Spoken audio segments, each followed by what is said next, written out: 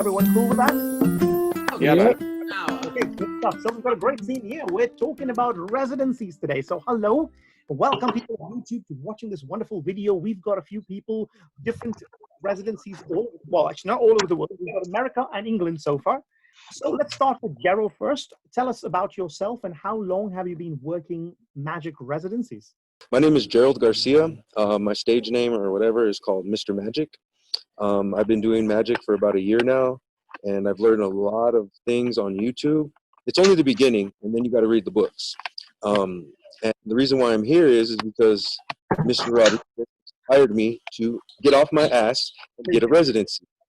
So that's why I'm here. I'm here to talk about that and see where it goes. There you go. So it's great. It's helping people. So I think when you said you're performing magic for 1 year, so you're on this journey where you've just learned all the effects and now you're trying to fly time and get comfortable performing and that sort of thing. It's great. It's great to have people with different parts of the long journey that we call, this magic journey. And we have some people who are a lot more experienced. Some people are not, but I think we're still all on the same journey.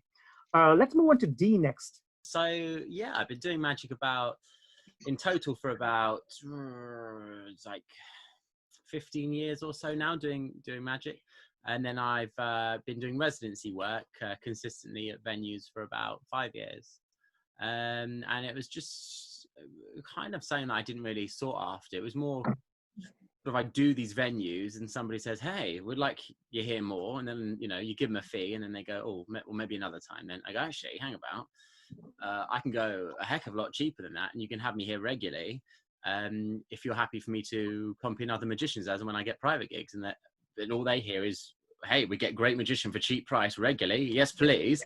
And that's all I need. And then I'm in there, I give out my business cards, I give other magicians a bit of work there, I get gigs from there. It's just the gift that keeps on giving, and I don't know who doesn't benefit from it. The venue does, I do, the magicians do. I distribute the gigs out nicely. When I see a magician, I think, maybe he needs a bit of work, I help him out. It's a great position to be in, and it's regular income, and it's got to the point now, it grows, and it's got to the point now where there's about 6 a week that I can play with and choose from.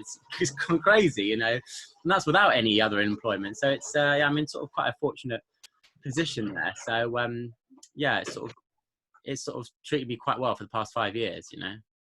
That's great. When I started, I think D is pretty much who gave me a lot of my work. In fact, most weeks, and I can honestly say this on YouTube because it's fine. A lot of people think, oh, I'm getting gigs all the time. And sometimes I've been on weeks where my diary is pretty much empty and all I'm doing is D Riley residency here, D Riley, that's all I'm doing. And I don't take any commission. Yeah, exactly, and I can pay the bills with that. So yeah, it does go right. It does help a lot. Let's move on to Sylar next. Well, yeah, it's weird. Because really you just need me or D here. If you have both of us, all magicians might start doing residencies all of a sudden. It's going to be really, really weird. So intro and everything, right? Yeah, okay. So my name is Sylar. You can also find me on YouTube under Sylar Magic in one word. I come from space, long origin story. Go watch the video if you want. I also do a lot of residencies because I used to be a waiter. So I know how important it is to just be out there and get your name out there. So it's kind of like the opposite of what like D kind of didn't really go for a residencies because he thought, oh my God, like he just naturally thought, yeah, this is going to be good, which it's the opposite of literally every other magician, right? Because no magician wants to do residencies because of really ridiculous reasons, right? Like, oh, they don't pay enough. Like what restaurant in the world do you think will pay you £500 a night? You're insane, right? Like obviously a wedding will pay you that because it's a wedding, right? But like the pub down the road, and like D, I'm not like, obviously D has like a million of them, and even if he doesn't have one now, I'm sure he had a pub down the road that wasn't the best, but it still got gigs out of it, Like for me right now, like I miss residencies more than I miss gigs, because I don't, like when I'm at a gig, I don't feel like I'm working, right? Because I'm doing the gig. But if I'm at a residency, that's when I get my work. That's when I get my gigs. That's where the buzz comes in of, I got to get that table to book me because I heard him talk about a wedding, right? That's where it is. And that's what I miss so much. Yeah. Well, you can see why I miss my residencies. One of my favorite residencies, the Masculine Cook Bar, which my background is about. So I just. Oh, I thought you were there. It's so seamless. Very good. Well, that's perfect, Sylar. I think another point you mentioned is that you miss residencies with performing and about the money, if it's cheap and getting work, but also if you think about it, even if it's not a very high-end venue and you think you're going to get a lot of work, it's still practice. And if you want to try out material, it's a great place. Just get out there, build up your chops with magic. And I sort of agree and disagree with that, because like there's a place where you don't need to practice, right? Like where you're good enough that if I read a new trick in a book, I don't need to go to 10 people and practice it for free. I have enough, experience as a magician that I can go and perform that already. So this reasoning of like, oh, just go and do it for like, because you need to practice, like, I mean, I don't believe in it. And also I feel it's not necessary. Like how many gigs does an average magician do a week, One, yeah. Right. Yeah. Imagine doing one a day like we do, because we do residencies, right? So technically it's a gig a day. How much better are you as a magician after a month, after a year? Like me just doing my King's Arms show that I was doing 20 minutes stage every month for 2 years. I'm so much better at stage now just because of that one thing. Imagine if you do a residency a day, how good of a magician you're going to be in a year, and how many hundreds of people you're going to meet that you would have never bumped into. But most of them, they'll just be at home with their 1 gig a week and it's fine. So you don't think that it's going to help you with practice and getting better? I mean, it's building up flight time, isn't it? I don't know. Like for me, I've been doing this for 15 years. I feel I know what magic I want to perform. I feel I've practiced it enough. That's not what I need right now. Like to practice a trick is not what I need. I've done a trick for 15 years. It's practiced enough. I need to practice how to talk to people, how to make myself not only the magician, like I have to make myself a valuable asset at the event. I need to learn how to solve their problems. And I feel that's how you get high-end gigs, rather, because we all do, like, I know for a fact that Ben's not a very good magician. No, Ben's great. Obviously, Ben's great because I've seen him perform. I haven't seen Gerald, but like the thing is, like, we know that we can all get the same tricks. So really, it's not down to tricks. I mean, we've both seen, it's hard for me to sort of talk about you and D kind of and brag about you because you're both here, but like I've seen you both perform at my show and outside of my show, and you're both so good at a specific thing that you don't need to care anything about anything else. Like D, if I taught him literally to be a mime, he would be the most entertaining mime ever, because D, it doesn't matter what thing he performs, it's about him as a person. He's kind of Johnny Deppish, you know what I mean? It doesn't matter what role he does, he'll make it his own, and you'll pay attention to D, and the magic's great, but you know what I mean? But I feel with Brendan is the opposite, because with Brendan he's very visual, and it's like the magic's insane. I can see where you're coming from. Like Brendan was saying, don't you think it's good practice time when you do a residency, and then you cut to a stage where you pick up a trick, you don't physically need the practice time with people to get good at it, which I kind of see where you're coming from there, because that's like the technicality side of it. As you don't need to practice it to get physically good at it with people, but what is quite good about residency, and I'm sure you'll agree, is what I do is I learn the practicality side behind something. I have a bare bones of the spiel and the banter that goes along with it, and the quite good thing about a residency is that I find is that I then take that sort of bare bones, the skeleton of the trick I'm trying to achieve, and I do it 30 times in one night of residency. And by the end, the banter's perfected, because I've tested a joke, I've tested a joke, then somebody said completely agree, You know what I mean? So for me, you said it better than me, basically, yes. Well, yeah, I mean, I get where you're coming from. You're coming from, you don't have to go around the residency to perfect the idea of the card trick, because you learn that at home. Yeah. I mean about everything else around the card trick, the way you talk to people, the jokes, the little things. Yeah, when you try and perfect a card trick for members of the public, that's just stupid, because they'll see how you do it. But like perfecting the banter with it, that's why I find residency is quite handy, because like I know the trick, it's okay. Now where's the funny bits of this? And quite often most funny lines come from members of the public. They often say things funnier than I do, so I'll have that, and hence. And I think depending on residency, this could be worse or better. But at the end of the day, a residency is different than a gig that you're paid. Because if I'm at a wedding and I go to a group and I say, "Hi, I'm the magician," they know I've been paid to be there.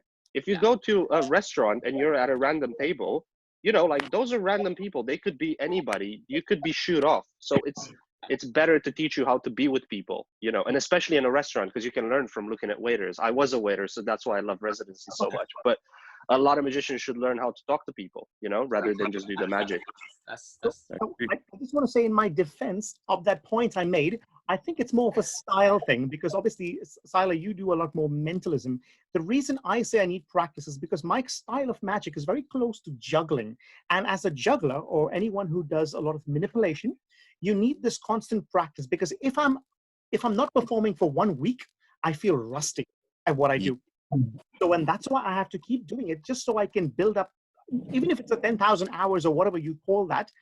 I still need that constant flow of keeping me doing those routines. So that's I would argue against that, because as a mind reader, I need actual minds to practice. You can practice a juggle a million times in the mirror. So I also need the practice, but I feel, you know, if I read your mind and you know, guessed your pin number, and now I have to guess a drawing, for me, it's still something I did already. So I don't necessarily need to practice the trick, but like Dee said, I need to practice the, how do I approach the table? How do I talk to people? How do I put in, while I perform, some nuggets in there that say to them, hey, book me for your next event, without me going, hey, book me for your next event. Like, that's more important to me right now. But I'm sure in 5 years I'll disagree with this and so on, because we're just learning and, you know. I agree with you. And I think the only reason is I'm very lazy. I do not practice at home. That's an honest truth about me. The only way I'm going to get my stuff out is at a residency. So also, you need work to practice. Otherwise, well, you yeah, I guess it's just a difference of opinion there. But I totally agree with your point, Sylar. Let's go to Amazing. Ben next. Ben, what's your opinions on residencies? And well, tell the YouTube audience you're regular on the channel. I mean, so I use mine differently each residency I have. So, I mean, okay, a bit about me first. I've been performing magic for about 18 years now. I've been doing it professionally for about 10 and doing gig residencies for about 5. I have 5 different residencies, 3 of which I normally would do on a weekly basis, and then 2 that I do for just specific events. But they're all different types of venues, like being a club, a restaurant, and a bar, all different types of things with different types of crowds that always go there. So I use those different types of crowds for different tricks that I want to perfect, different things really, because and also I use it as a bit of fun for me, because I am now more of a stage performer, so that's my main bit of close-up that I get to do for myself. So yeah. Stage performance, that also requires a lot of flight time. I know Oliver Tabor, who was a little busy and he couldn't make it to this chat. He wanted to come join in. He does a lot of stage magic, and he performs at the Hippodrome Casino quite regularly, every Friday night, I think it is. But yeah, unfortunately, he couldn't make it to this chat. I wanted to have someone who does a bit of stage. But let's talk about the magic that you perform in residencies. Anyone can jump in here at this point. What sort of magic would you perform in certain venues? Now, I know it depends on the venue, but let's take it from there. So go ahead, Gerald. Let's start with you first, because I know you told me about where you work, but tell the audience. Yeah, so I work at a smoke shop, and I got a residency. Right now, it's a full-time residency at a smoke shop during the coronavirus, which is really cool. They don't have very many customers that come in, but every customer, I try to do a trick for them, give them a business card. All the business owners of that company come in and out throughout the week, so I perform for them. And to me, that's the most important thing, because I'm networking with people that I see myself elevating to, you know. And to me, so anyways, that's what I do. And the tricks I perform is I have this little coin routine that I learned from Jay Sankey, and then I do card to mouth, card to pocket, and the ambitious card routine for free. Like the intro, like this is what I do, and I'll do a David Blaine trick, 2-card Monty, and then I'll do if they're around and they hang out long enough, then I'll bust out the cups and balls, and then that's the free stuff. And then more than that is like, hey, here's my card, invite me to a party, let's get a gig, let's mingle, and I can meet all your friends and network with them.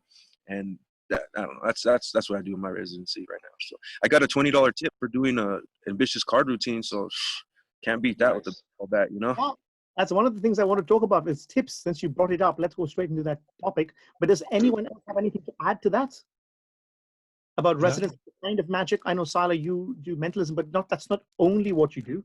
You do a lot Not of really. I mean, like for me, it's not really residency specific. For me, it's like any gig specific. Like again, going back to being a waiter, I don't necessarily have a set that I do at a table. I have a set of 30 tricks in my head or in my jacket or both.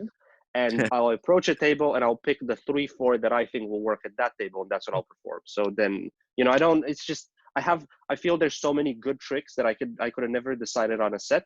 So what I've done is I have a menu in my head and I recommend, as I would recommend food to you as a customer. Like, you know, it's kind of the same thing. I'm like, I kind of feel you would want that trick and that trick. So I'm going to do those things, you know. If they instantly go, actually, we really love card tricks, then I'll chuck it and I'll take out the cards and show them 3 card tricks. I don't care. Yeah. That's good. That's good. Hmm. I like that. Lately I've been doing that. I approach tables and I say, you know, to tell them that what I'm there to do. And I say, what kind of magic would you want to see? Now, apart from the grand illusions, I could do anything from mentalism to sleight of hand to something artistic to, you know, and I give them the options. Pretty much, I'm going to do the same thing anyways, but I like to give them the options. And if they do Yeah. say cards, I'll have to reluctantly, oh yeah, cards, sure, of course, and I'll do some cards. But I've got options for everything. So I know if they Yeah. want some artistic, I'll get the ball out. They want some technical, I'll do the coin routine. Can I just interject? And this is not even related to residencies at all. But you, Brendan, as an artist, shouldn't you perform what you want to perform rather than get them to tell you what to perform? Yeah, but sometimes I like to ask them. Not all the time, but sometimes I just go up to a table, but in a noisy place, because obviously some residencies I do are very noisy. These are clubs and Yeah, bars, yeah. and I think most people watching this magicians too hate that kind of place. They don't like it because of the atmosphere, maybe the timing. Because sometimes I start like Circular Swap, and I used to work there. I started performing at about like 11:30, 12 in the night. Nah, that's too long, too late, isn't it? You know, so it's crazy, and it's just very noisy. It's hard to see. It's not something I enjoy, and that's why I quit that. So I told them I can't Yeah, yeah. do that anymore. But Okay, interjection taken back. no, but over there I don't speak at all. I just don't speak. I just do my Yeah, ball, yeah. and those who want, because there's people roaming around. It's very different atmosphere. There's no tables. I mean, there are tables, but there's people walking around. I'm with my crystal ball. I'm more like a juggler or like a sideshow artist. There's fire breathers and that something. But anyway, I don't want to go too much Yeah. into that. But let's move on to the next point, which is tips. So what is your opinion on tips? Do you take tips? Do you ask for tips? Do you do any magic that attracts tips? Anyone jump in?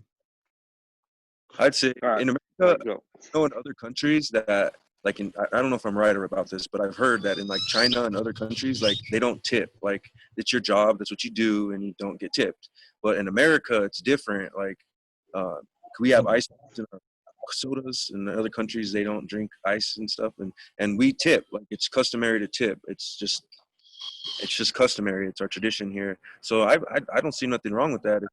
If that's what you're there doing and you're not getting paid from the venue itself, or you know, wherever your residency, say they don't pay you. But it depends to me, right? So if they're not paying you, then yeah, tips all day. But if you're there and they're paying you $100 an hour to work for 3 hours a day, you know, Monday, Wednesday, and Friday, then you know you might tell them, hey, no, it's okay, keep your money. Here's my card though. You know, call me. I'll come right away. You know. Okay. To me, it just depends on where you're at and what type of people you're dealing with, you know. But I could be flexible depending on who I'm dealing with, you know. Right. Okay. So if it's like 50 pounds or more, I'll take it. If it's under that, I'll give it to the waiting staff, basically. Really? Yeah. Oh. Because most of the time for me, especially in like high-end venues, the waiters know the good customers and they have a relationship with them already. So if I have a relationship with that waiter, I don't need to go and approach a high-end table. The waiter already knows them, so they'll be like, hey, bro, Sylar's here tonight. He's going to blow your mind. So I already have a really good in with a table that could provide me with a lot of value. And I just, you know, gave them 20 quid. Like, I don't care. Oh, Like the venue pays me. Like for me, like if the waiters are valuable to me and they bring me business, I don't care to give them that tip. Because well, also I don't want it to be the other way around. I don't want waiters to see that I'm getting a 40-pound tip and they're getting a 2 pounds. So then they'll be like, oh, this guy. So for me, again, being a waiter, I feel like that's how I would want it to be. Like I see the value in giving them the money. I think, I don't know. That's just my approach. no, that makes a lot of sense. That makes a lot of sense. Especially if it's like a high-end place. If it's like a normal pub, obviously don't do it because you can go to anybody. It's fine. Yeah. You know, but like if it's a restaurant, definitely work with your waiters and bartenders. Wow, that's a very good point. But I think in theory, if I was there and someone put a 20 in my hand, I think I'd keep it. But I like that. It's very interesting that you said, D, I know you were like going this way. I don't know. I just kind of, am I unmuted? Yeah. I just kind of feel like that's sort of like, I get it, but it's difficult, isn't it? Because you're sort of arguing with morality there. And he's coming from a good place. I get it. It's a nice place. It's a fair place to come from. I don't think it's I don't do it out of fairness. I do it because I need them. You know what I mean? Like it's like I'm paying them. It's like it's almost like I'm paying them so they give me business. You know, Yeah, like I'm not doing it out of the kindness of my heart. Yeah, but I don't quite get that. I don't quite do that because at the end of the day, it's all part of one. When you're in there doing residency, it's a service for the 2 hours those people are going in there for. They have a nice service and they have the nice drinks. The waiters bring them over nicely, nice entertainment. And quite often in that context, you know, when you've got people comfortable in that situation, they tip more, or they'll tip, you know, because hey, everything's been made lovely, you know, because the amount of sort of tips that I've lost because they've been given to the staff because they've said, we'll put your tip at the end kind of thing or something, or because it's on a card or something, and majority goes to the staff, and that I'm fine with, whatever, can't do anything about that. But if it's a tip in my hand, it's kind of like, one, that money's really useful, and two, I mean, so you take the tip but you give it to a waiter, you don't just say no. Yeah. No, I don't give it to the waiter, because most of the time where I give it, they have a tip pool. Yeah, they have a so jar. I put it in there and they all get something out of it. Just making sure you didn't turn down the tip when people are giving it to you, because then that No, yeah. no, I'll take it. If it, although I will say, if it is like £10, I'll turn it down and I'll urge them to buy a ticket to my show instead, because I feel there's also a minimum that I'll take. I don't know. I'm a weird. Just leave me alone. I have absolutely no minimum. I mean, sometimes people literally go, in all fairness, you know, this is all I've got, and sometimes it has been like £2.64, and I've just been like, you know, I'll take it. I always take it. Always take it. Don't edit that in the wrong context. And I basically do it. Edit it in the wrong context, please. Basically, if someone wants to give me a tip, I don't see any reason not to take it. What I do is I say thank you, but what I say to them is, you yourself have just bought yourself the bonus trick, and then I'll crack out either something that I think is, you know, for example, a needle swallow that I wouldn't usually do for two people.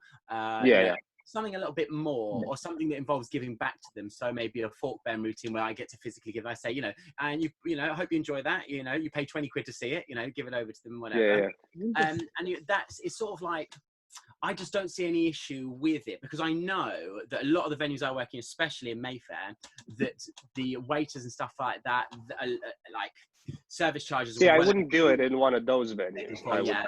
I would say I wouldn't do it at Mr. Fogg's. You are, because you know, you said the sort of like, the waiters sort of would help you out, point you in the right direction, and I think it's just about building up a rapport with the waiters, and going, you know, cheers, thanks so much, show me that, man, you know, great, you know, working with them, and quite often I find that when you've got people sort of tipping you like that, and the waiters have done a good thing for you, it's sort of the waiters kind of look good because they've brought over the magician, because it's their people are entertaining. Because quite often the waiters go, come here, come to this table. You know, it makes them good, which I guess in turn maybe gets them a bigger tip.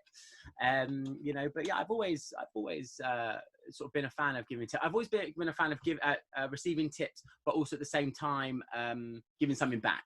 So, and you bought the bonus trick, and that's nice, because you know, sometimes they go, oh no, really, you don't have to, and you go, no, absolutely, bang, and you know, yeah. But I guess you're coming from a nice place, a moral place, but to be honest, I honestly think that this is a business, right? We're magicians to make money. We're here to entertain, make people happy, but the bottom line is their happiness isn't going to pay my rent. Their happiness isn't going to pay my phone bill, dog. So I'm not kind of like, I wouldn't. Again, you're both saying this like as if I'm doing it out of the kindness of my heart. Like if I get £20, right, and then I give it to you, and then you take me to a table that gives me 2 gigs, you know, I just made 1,000, which is way more than that 20 that you would have given me. I'm saying, sorry, I'm not on that $1,000 level yet, but I mean, if the waiter helps you get the gig, right? If the waiter helps you get the gig, then but he's getting a tip from the table anyway. So like, I don't know. That's just, but I get it. You're networking, you're helping them out, you're trying to make friends with the waiters, so that way they can give you a good introduction to some of their a good character. I get it. I get it. You know, I understand. I don't know. Also, I'm not saying do this right now, especially because you're starting out. Like, I didn't do this 20 years ago. No, sorry, 10 years ago. I took every piece of tip that I got. You know what I mean? Now I just have a strategy that works for me and whatever. So just don't do what I'm doing. Just listen to it and maybe decide. That's all. That's all. You know. It's good. At least you put it out there. So I think people at home watching this video go, what's my opinion and tips? At least they have that. Yeah. These are just our, specific opinions that literally, obviously, these one works for him, my one works for me, and you guys work. So it's just deciding what works best for you. What does Ben? Ben, you do close-up magic? I do close-up magic. Yeah, I mainly do stage stuff, but I do have like residencies and close-ups. I do obviously get the occasional, like, wedding and corporate event stuff. That's not what I aim for. But yeah, no, I mean, with my tips, normally I just like what you said, D. I do more what you say. If they tip me, I give something back. Exactly. Yeah. I'm more inclined to do the more expensive stuff, like a fork bend to people that tip, because I feel like, you pay for this. Do you know what I mean? And yeah. Sometimes they'll say, I can't tip you. Or they don't say I can't tip you. They say, can I buy you a drink? And often in the I hate that. It's free anyway. So I say, I actually do get free drinks here. So if you want to tip, that's perfectly fine. If not, appreciate it, man. Appreciate it. And sometimes then they go, go on then, and then you get the tip. That's very good. What's the biggest, speaking about tips, to end this part of the tips, what's the biggest tip you ever received? I tell you what, I've got such an annoying story. This isn't me. This is when I got a magician to cover me at Mr. Fogg's, and oh god, I couldn't be in on this day at one of my gigs. And actually, the thing is, he was supposed to go into a different venue, and he went into the wrong one. He went into Mr. Fogg's. It was a wrong venue, on Amazing. Wrong day. And he went in there. He was there an hour before the staff went, actually, we don't need you today. He managed to go up to a table. At that point, he got a $100 tip from these rich American table, at which point then they also asked him to come back the next day to their sort of apartment complex they had in London. Some sort of big a sporting event was going on. They're all watching it together, and they paid him, and this is true, they wouldn't made it up, he paid him That's amazing. in cash. How much is that? $800 in cash is probably about £720, £780, Wow. £750 or something like that. And in pounds to perform for I think a couple of hours, just to mix and mingle whilst the guys were watching the football game. Imagine. You should have said that story last, because now our stories will be shit. Yeah, it's not gonna. That wasn't me. That was like I was supposed to be. I remember once I got tipped, and the way, like you said, Sylar, the waiter said, "Go to this table." This guy tips quite a bit. I went over. And at the end, he sort of brought up this bag, and it was like a doctor's leather bag they had. Opened it, and he started fishing through it, just papers in there. And I was like, just shaking everyone's hand slowly, leaving him until last. You know what I mean, giving him time. And he shook my hand, and as we went off, I saw in my hand it was green. I went away. I was, is this a €5? It wasn't. It was €100. So wow, nice. Wow. Anyone else, Sylar? Yeah, no, I got a £50 note. 50s. Okay. This one I have. I also was offered a lot of drugs that were probably like over, but I said no. I said no. Why? You can sell them for profit. You know when they go, I know you just finished the gig, but if I give you this, you stay another hour, and I'm like, nah, sorry, I'm gonna go now. And Ben, what about you? What's the highest? I've made about £50 in one go. Okay. Yeah. And then Gerald, what about you? The most I ever made on a trick was $20 for the ambitious card routine, about 3 minutes. So that's the best I've ever made. Good. Okay, so Sylar has suddenly disappeared, but Gerald, I heard that you have to leave soon. Is there anything you want to say before you leave, or? Yeah, I got a few things to say. This topic is about residencies, and I know Mr. Rodriguez is reaching out to a lot of people, trying to reach out and inspire people. And I want to let you know face to face that you inspired me, bro. Like the reason I have a residency is because of you, dog. Video you made, like straight up. Thank you. A residency. You taught me, go in there, talk to them, if they need to schedule a time, show them what you got. If they like you, they'll invite you back. And it's just that simple. And if they don't like you, keep going to the next place. Keep pushing. It's a numbers game. Excellent. You know what? It's so good to hear, Gerald. Thank you so much for that. And thank you for telling the YouTube audience. So, because for me, what I want to do is I just want to help more people out there, even if it's helping with pocket management or with whatever, residencies or anything, branding, marketing, anything that I can help people. That's what I want to do. So thank you so much, Gerald. Thank you for joining us on this. And I hope to see you at another chat very soon, I guess. I would love to. Yeah. Oh, my camera's working finally. Hey, Okay, got everybody. Sylar back in. All right, perfect. Thanks, Gerald. See you later. I gotta Bye. go. Thank you guys for having me today. I'll see you guys next time. Thank you. Yeah, No, see you next time. Take care, Gerald. Bye. Bye-bye.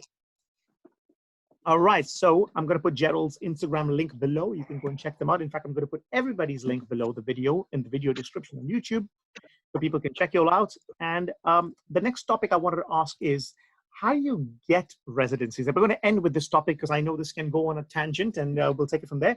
So it's the last little topic is, how do you, so people at home watching this and saying, I want to get residencies. I know all of you've got different opinions, you know, everyone's got different opinions because some things work for some people, some things don't. I've tried everything. For me, I think it's a numbers game, but maybe not for Sylar or Ben. So let's start with Ben first. What is your approach, or what's your thought All right, getting residencies? Okay, so one of my favorite ways, which I used to do, but I don't do anymore, was actually I got magnets for the side of my car advertising myself, and you know, those on my door wherever I see. I've got in a Turkish restaurant. They are sitting in my car, just minding my own business. They knocked on my window. No, I pulled it down. I was like, "What's this about?" And then I was like, "Oh, do you do magic for like, you know, restaurants?" Did, and then that's how I got that residency. So now I've got that a lot. That's one of my favorite ways. I don't do that anymore because I've recently bought a new car which looks a lot nicer, and magnets don't really like, you know, do too good to the paint job of the car. So I don't want to ruin my new car. So that's why I don't do that anymore. Otherwise I would, because it helped a lot. Otherwise there's just like advertising in your local supermarket. I've had people contact me via that, or a lot it's been word of mouth. Or another residency I've got was through the owners are family friends of mine. Okay. So yeah, That's the best way, isn't it? If someone actually knows you, it's the best way because they can put in a good word. So it's always good to actually know someone in the business or the owners specifically. D, Or just what know about D. you? Riley. Yeah, I mean, I was going to say D. Riley Just is know like D. Riley. Easy. D. Riley is the king of residencies in London. So, D, what's your secret? You know what? I think there's a few different things, but I think the main Firstly, thing you got to be charming, which you you don't got- have, Brendan. Yeah, So I it's going know. to be harder for you. Gotta have some charm. I think there's a few different things I'll talk about in a second, but the main one, all they really care about, money. What they care about is money. Are you charging a lot? Are you charging a little? And to have that conversation with yourself, push that ego to a side, know you're worth more than, you know, £85, but know what that can bring you.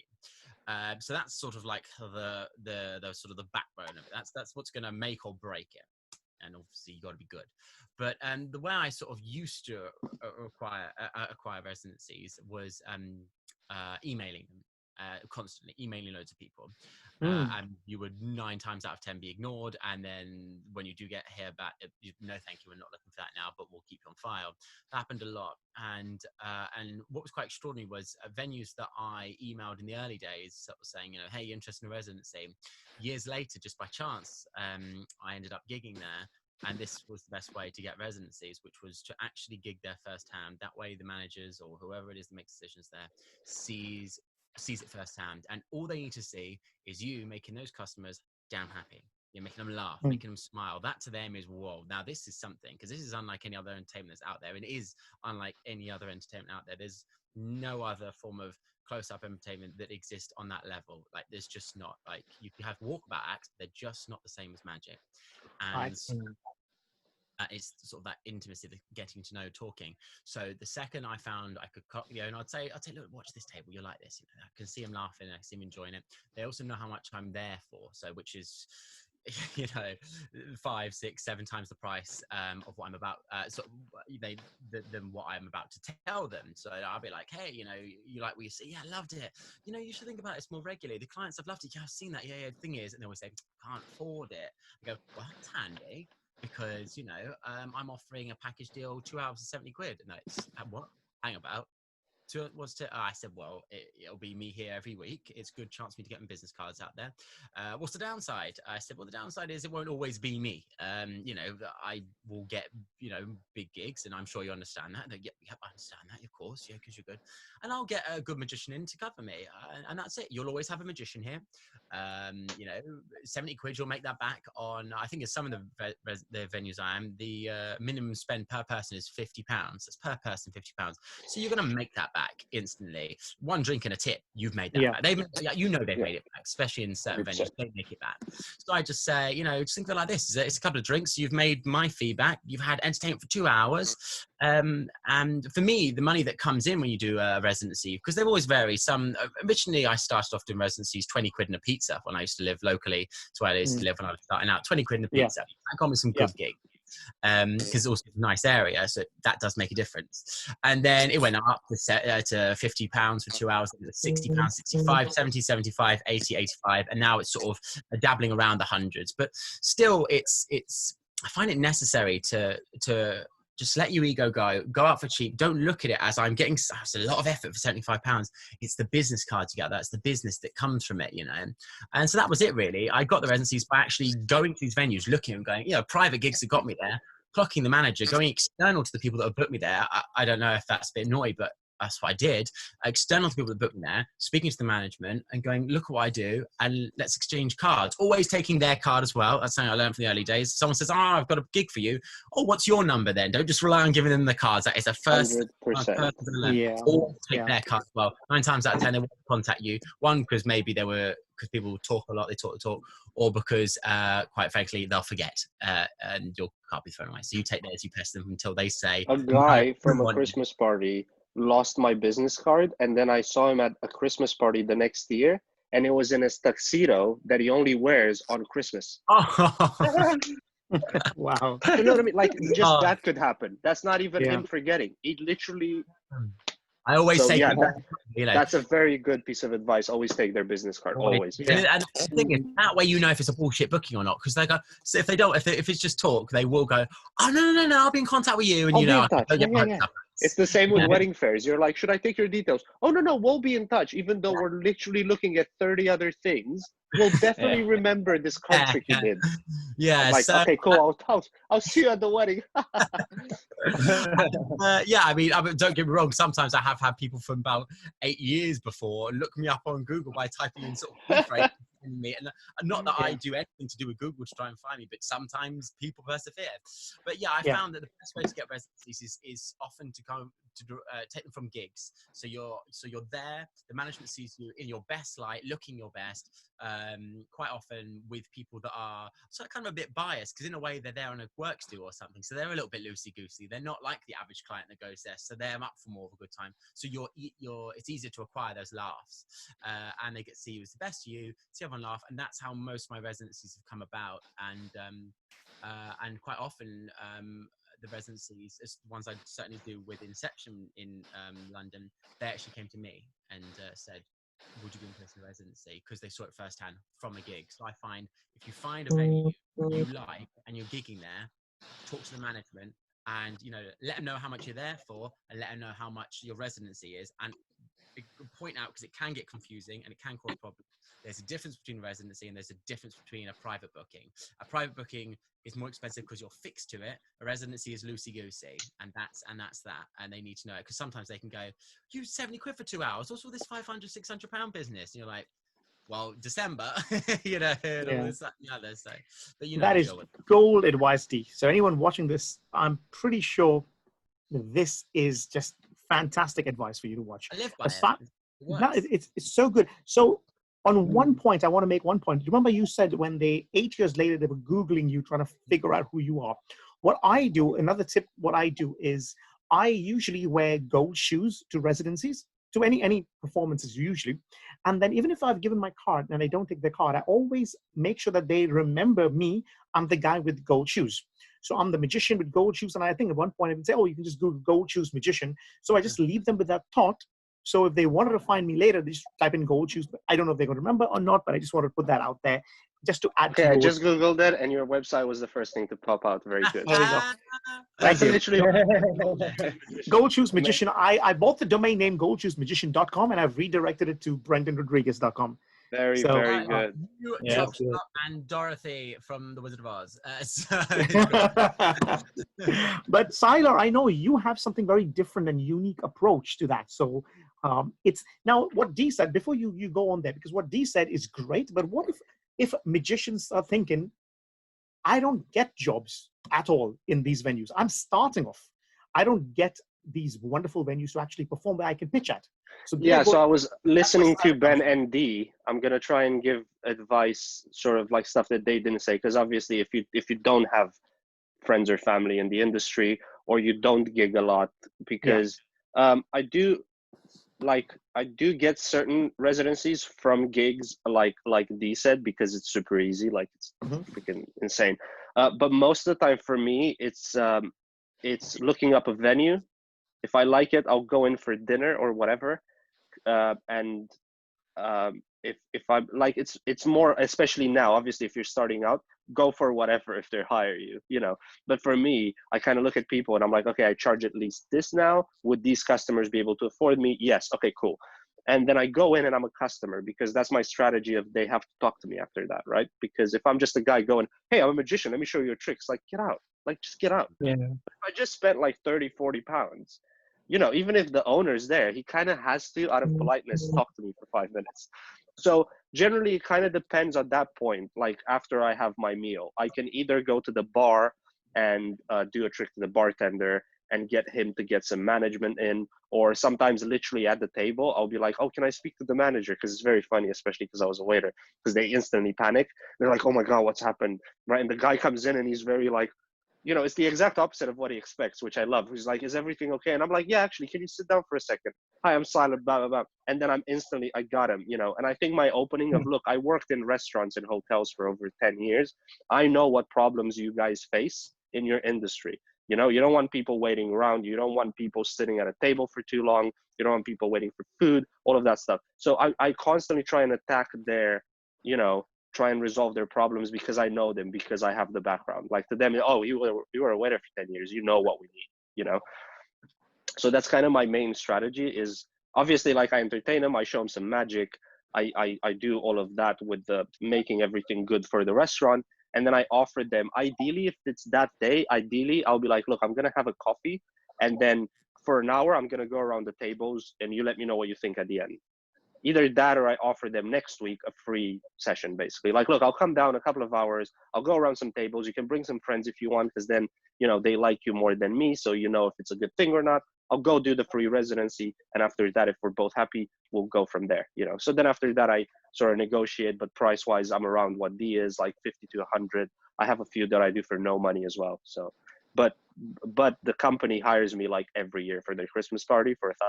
So for me, it's like, I don't care. I always do like 3 hours of close up and like stage stuff. Like obviously I do everything that I can for them, but like, and they also have like so many restaurants throughout the country. They can always pump me gigs. And with these massive franchises, it's really hard to get, like, sometimes it's really hard to get money out of them, because they have so many like offices that deal with different things, you know? So like at some point I'm like, look, instead of waiting for 3 months and not being in this venue, I'd rather come in now for free and not miss on those gigs that I'm going to make for the next 3 months, you know? Yeah, my main strategy is go there, be a client, show them what you got, talk to them. Great job. I think we're going to end it here, because this is just so much of wonderful advice. People are going to pay for this, right? Obviously, because if not, this is, I you're don't robbing know. us. Well, I thought about putting Patreon and that sort of thing, but I said, you know what? It's not. I don't want people to give me money on Patreon, that sort of thing. If they're enjoying these I mean, videos, I already have 6 Patreons, so if you don't want money, I do. So if you want to subscribe to my Patreon, Yeah. Brendan, or anybody watching this, please do. I'm old school. Just come put money through my letterbox. That's that. Yes. What I was going to say was Sylar's got his own YouTube channel. So if you're not watching that, he's putting up a lot of entertainment videos out there. Again, quite similar to my channel, but again, it's his own. I'm trying to sort of balance it between, you know, spectators. So I'll show magic and what I do. And I Yeah. also want to help magician with information I wish I had 10 years ago when I was a full-time magician. Yeah. So the first video is on Zoom shows, if you want to do that now, then Facebook ads, how to sell tickets for live shows and Zoom shows. And I'll have, every 2 weeks, I'll have a new video coming up with stuff like this. So this is very helpful now, because now on my residency video, I'll have to talk about anything else but this. So I'll have to make it good. Thanks, Brendan. So there we go. You got to go and check out Sylar. But I do want to say thank you to the panel once again for coming down, giving your time to support the community, the magic community. And if you're watching at home and you have another points about residencies, definitely mention down in the comments, because a lot of people read the comments. So maybe that could help. But otherwise, thanks everyone. Have a wonderful time. See you later, guys. Bye everyone. Love you. See you later.